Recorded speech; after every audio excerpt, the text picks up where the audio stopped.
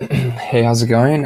My name is Miguel Sanchez, and I will be presenting my literature review on strategies for English language learners, in particular, reading interventions. Um, so there has been an increase of English language learners here in the U.S. and in particular in California alone, in the fiscal year of 2015 to 2016, there were over 1 million English language learners here in California. There are bilingual programs. However, there's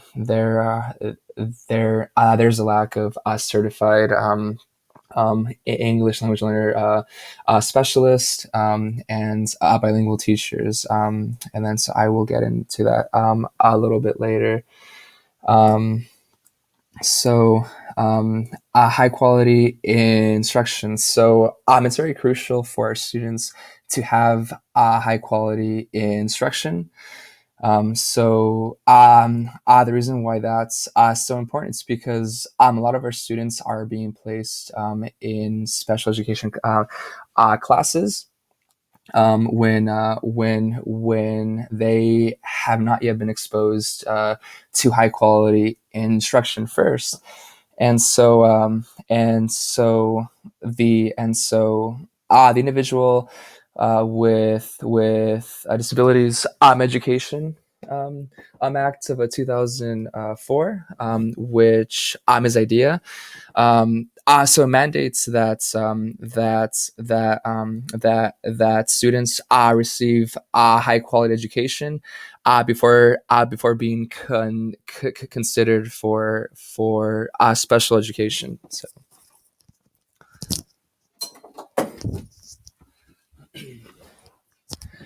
And So yeah, and then high quality instruction means evidence based. So it's been shown that it has been proven to work. So here are the bilingual education programs. So among these, um, it's the two-way dual language bilingual education program. So that's been proven to be the best and most effective. And so it's great. However, not that many teachers have the training to be able to fulfill these programs, and so in states nationwide, there's about a 1 to 1,000 ratio, according to Rhodes, Machoa, and Ortiz. So that's one certified teacher for every 1,000 students. And then also Orozco and Klinger found that only a few teachers in their study had effective strategies in working with English language learners. For the sake of time, I'm only going to focus on three on three interventions.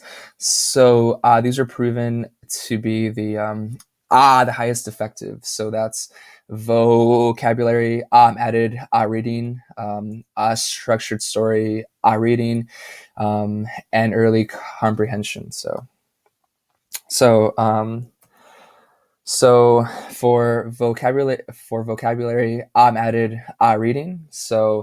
The reason behind this is because there is a strong correlation between reading and vocabulary knowledge, and the evidence has shown that English language learners enter school with limited English, um, and studies show that also families in lower socioeconomic statuses are less exposed to a less rich lexical input, so which kind of limits their vocabulary growth. And so they're able to make the progress, but by the time they're in third or fourth grade, they're still really behind, to as opposed to their monolingual peers. And also it's the same thing with English language learners. So they go into the school system with limited vocabulary knowledge and a language itself. So that's why it is a lot harder for them.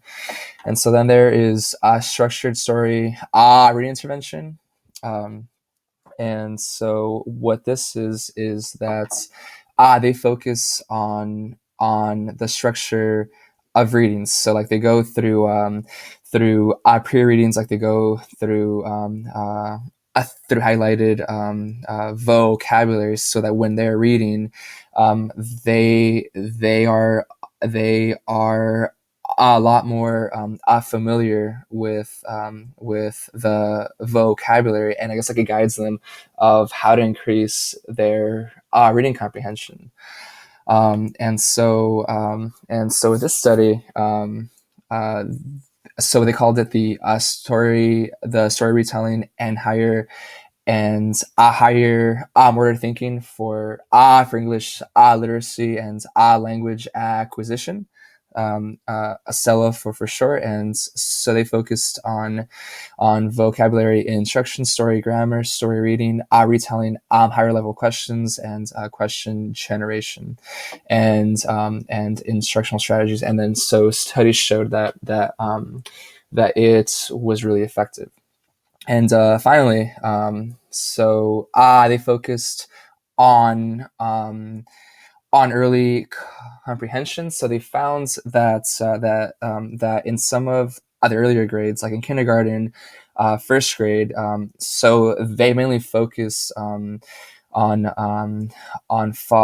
phonological awareness, and alphabet knowledge. So so their letter sounds, and as well as the the phonological awareness exercises. But research suggests that it's just as crucial to work on listening comprehension. Because essentially, like when you're reading, you're listening to yourself, and then you are analyzing what you have read. And so with listening comprehension exercises, so then you're able to train that student, so that when they do become a fluent reader, they are able to retain a lot more of that information. So conclusions. So Orozco and Klinger found that only a few teachers in their study had effective strategies to help English language learner students. So it is evidence that more teacher training and workshops are they're needed in order to address this insufficient amount of training.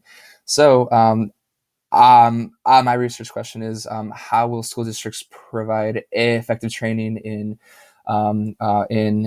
English language learner interventions and strategies in the elementary school setting?